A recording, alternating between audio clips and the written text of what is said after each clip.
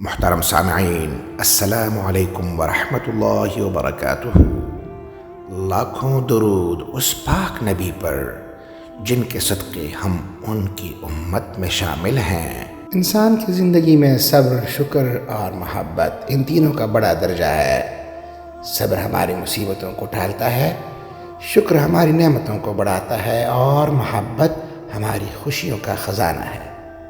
عبادت کی تھکاوٹیں تو اتر جاتی ہیں مگر نامہ اعمال میں اس کا اجر باقی رہ جاتا ہے۔ اس لیے ہمیں اس جسم کو خوب تھکانا چاہیے۔ مومن کو چاہیے کہ نیکی کر کر کے تھکے اور تھک تھک کر نیکی کرے۔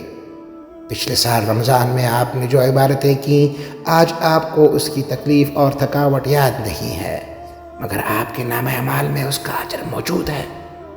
رمضان میں طبیعت جب بھی سستی کی طرف جائے، اسے قرآن کے یہ دو لفظ یاد دلاؤ: ایاما معدودات، گنتی کے چند دن۔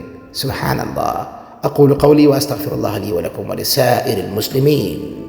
مزید ویڈیوز حاصل کرنے کے لیے چینل کو سپورٹ دیں، لائک کریں، سبسکرائب کر دیں اور بیل آئیکن کو پریس کر دیں۔ شکریہ۔